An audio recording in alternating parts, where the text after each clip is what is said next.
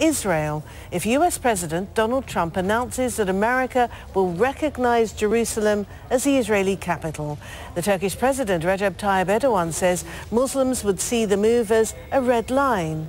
Israel captured Arab East Jerusalem during the 1967 war and later declared all of the city its capital, but that's not recognized under international law. Palestinians want part of Jerusalem as the capital of their future state. President Trump is due to make an announcement on Wednesday.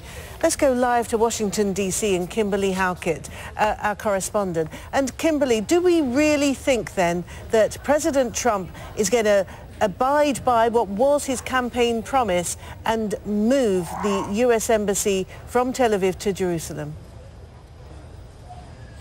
Well, the White House has really shrouded this announcement in mystery, Martine. But if we look at the statements, not just on the campaign trail, but more recently from the vice president and a top White House official on Monday evening, then it's not a question of if, it's a question of when, to quote the White House. So this really is a complicated matter and is obviously causing a lot of concern, not just around the world, but inside the United States, because it really breaks with historical precedent.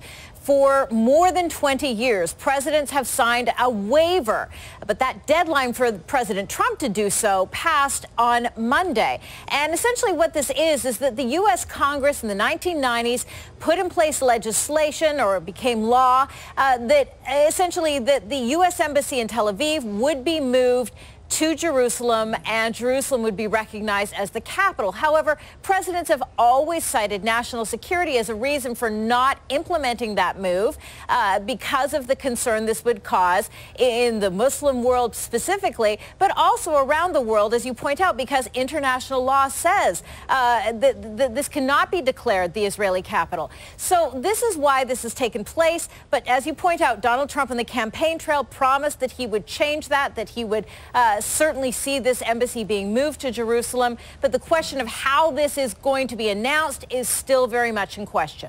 And we think then that he's going to make his decision one way or another on Wednesday. What sort of form will it take? We know that there is this waiver which arrives on the president's desk every 6 months, and it's normally just signed and that's the end of the story for another 6 months.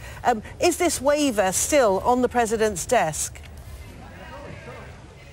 Yeah, I mean, what many think could happen, and again, it's very much in question, but the president could announce that he's going to sign the waiver. However, this will be the last time. Or he could say, I'm not going to sign the waiver, and we're making this move of the embassy.